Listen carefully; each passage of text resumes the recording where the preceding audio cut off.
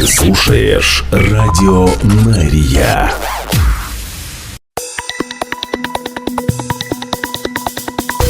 «22 февраля в прямом эфире на Радио Мария главные новости Израиля. Здравствуйте, мы начинаем.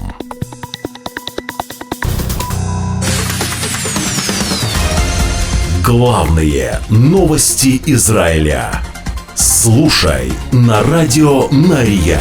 21 февраля на севере Израиля звучала сирена «Цева Адом». Сообщалось о нескольких перехватах железного купола. Они произошли над Западной Галилеей после ракетных залпов из Ливана. На кадрах, опубликованных в социальных сетях, виден след от ракет-перехватчиков железного купола. Пострадавших не было. Главные новости Израиля. Кнессет проголосовал за поддержку заявления премьер-министра Израиля Биньямина Нетаньяху, выступающего против одностороннего создания палестинского государства, после растущих международных призывов к возобновлению усилий по достижению решения многолетнего конфликта на основе двух государств. В заявлении партии Нетаньяху Ликуд говорится, что 99 из 120 законодателей проголосовали за поддержку декларации, принятой ранее на этой неделе Кабинетом министров. Позиция Израиля также гласит, что любое постоянное соглашение с палестинцами должно быть достигнуто путем прямых переговоров между сторонами, а не посредством международного диктата. Израиль готовится принять участие в еще одном саммите высокого уровня в Париже в эту пятницу, целью которого является заключение сделки по освобождению заложников. Как и в первом подобном саммите в Париже в конце прошлого месяца, в этом саммите примут участие глава Моссада, премьер-министр Катара, глава египетской разведки и глава ЦРУ. Однако, прежде чем подтвердить свое участие, Израиль ждет большого прогресса в текущих переговорах, которые Египет и Хамас проводят в Каире. Напомню, что ранее премьер-министр Израиля Биньямин Нетаньяху раскритиковал предложения Хамаса и назвал их бредовыми. Добавлю, что террористы хотели вывода Сааля из сектора Газа и освобождения тысячи палестинских заключенных, которые отбывают пожизненные сроки в тюрьмах Израиля.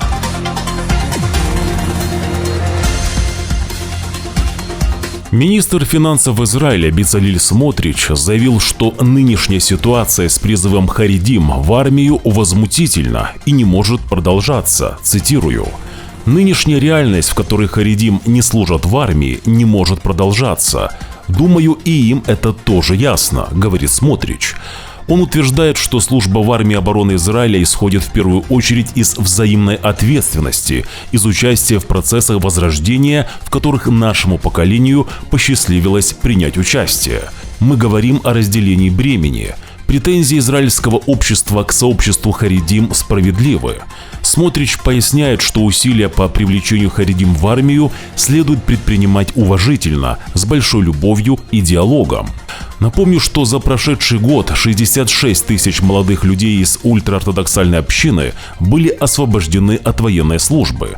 Из 66 тысяч харидим только 540 решили записаться на военную службу с начала войны Израиля с Хамас.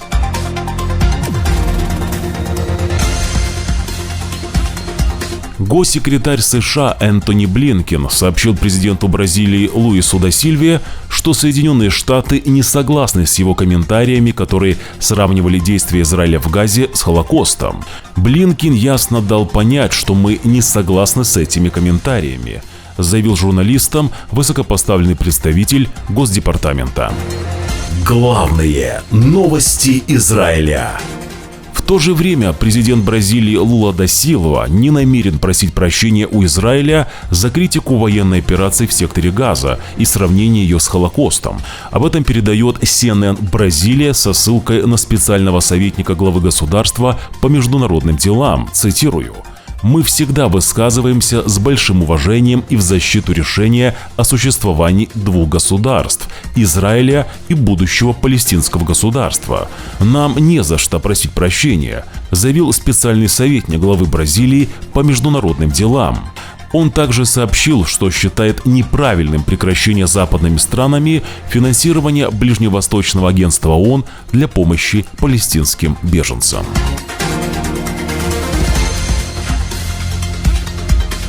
По данным расследования, 2 палестинских террориста, устроившие в прошлом месяце нападение в городе Раанана, первоначально пытались атаковать старшего офицера пресс-службы ЦААля.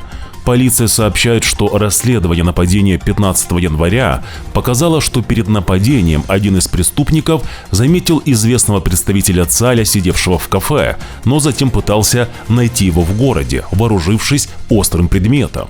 Старшим офицером оказался Вихая Драи, представитель ЦААля на арабском языке. Террористов тогда удалось задержать. Они находились и работали в Израиле нелегально. В ближайшие дни против них будут предъявлены обвинения. ЦААль заявляет, что обнаружил еще одну крупную сеть туннелей Хамаса в Хан-Юнисе на юге Газы, которая, как полагают военные, использовалась высокопоставленными чиновниками террористической группировки Хамас. В туннелях наши военные нашли и боевиков Хамаса, они были ликвидированы. В ЦААле добавляют, что туннель длиной более километра включал в себя жилые помещения. По оценкам, Хамас вложили в его строительство миллионы шекелей. Цитирую: «Этот туннель является частью стратегической и разветвленной подземной сети, расположенной под Хан-Юнисом. Она использовалась высокопоставленными чиновниками Хамаса и бригадой Хан-Юниса для укрытия и ведения боевых действий», прокомментировали в армии обороны Израиля. Напомню, что видеоверсия наших новостей сейчас доступна и на нашем YouTube-канале «Радио Нария». Главные новости Израиля. Телеграм-канал, выступающий против Хамаса, делится новым видеороликом, очевидно документирующим протесты против террористической группировки Хамас прошлой ночью в секторе Газа.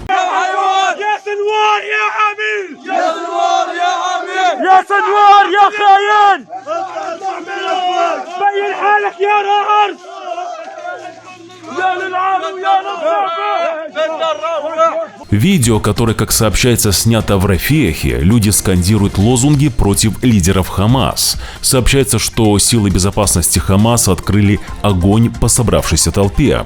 Добавлю, что перемещенные палестинцы в Рафехе – это более половины населения Газы. Они укрываются в обширных временных лагерях недалеко от египетской границы.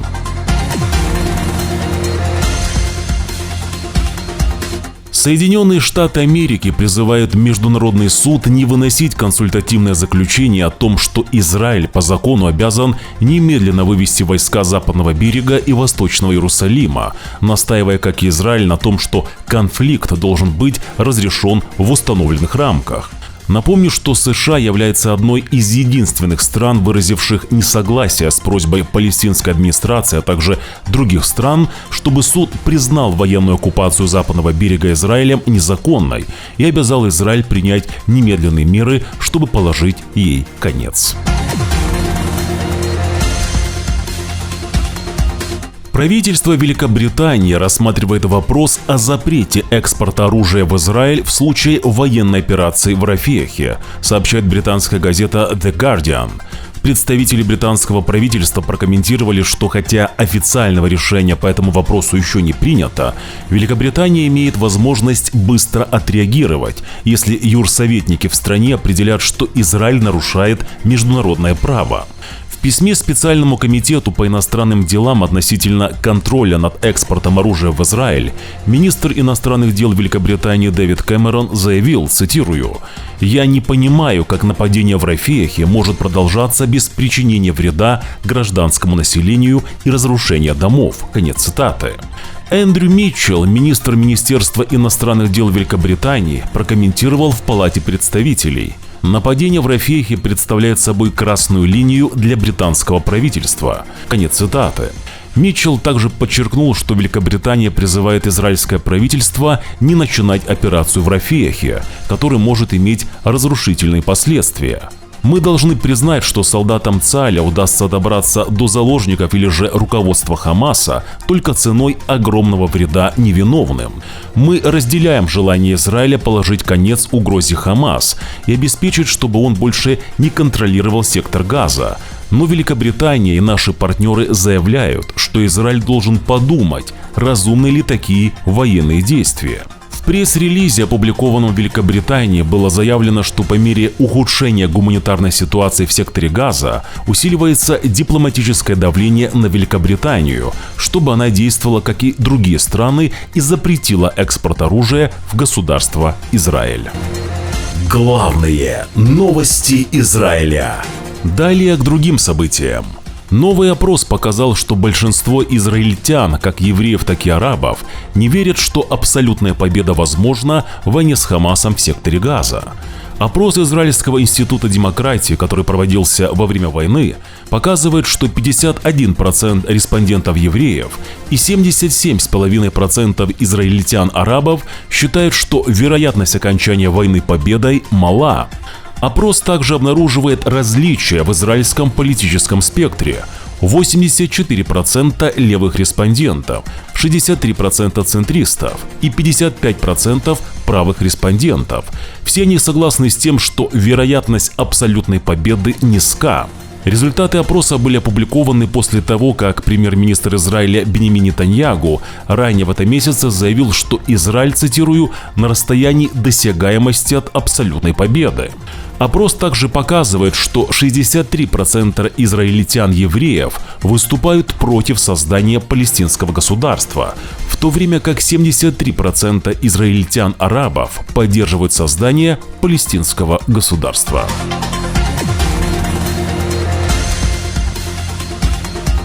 Организатор Евровидения выступает против песни, которую Израиль надеется отправить на конкурс позднее в этом году, считая эту песню слишком, цитирую, политической.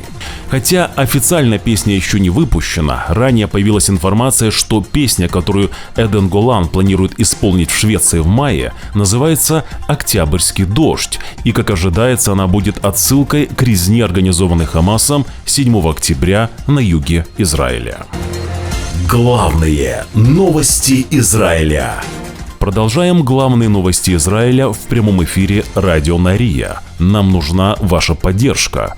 Ваши лайки, подписки, а также комментарии к этому видео помогут продвижению и развитию нашей радиостанции. Также напомню, что на нашу радиостанцию осуществляют атаки недоброжелатели. Чтобы не потерять связь с нами, мы создали и резервный YouTube-канал. Ссылка на него будет в первом закрепленном комментарии под этим видео.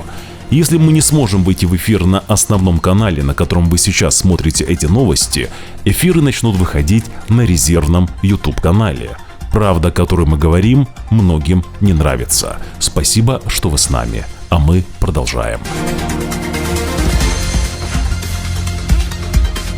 Бедуин, житель Негева, который спас нескольких солдат армии обороны Израиля во время резни, организованной Хамасом 7 октября на юге Израиля, получил статус постоянного жителя еврейского государства. Хамид Абу-Арар героически встал на линию огня, чтобы спасти солдат от террористической засады, вскоре после того, как его жена была лишена жизни на глазах у него и его маленького ребенка. Абу-Арар родился в секторе Газа и поэтому не имел постоянного статуса в Израиле. Помимо бескомпромиссной войны с террором, мы должны помочь тем, кто проявляет лояльность и выбирает жизнь, заявил министр внутренних дел Израиля Моше Арбель после принятия решения о предоставлении постоянного статуса Абу-Арару.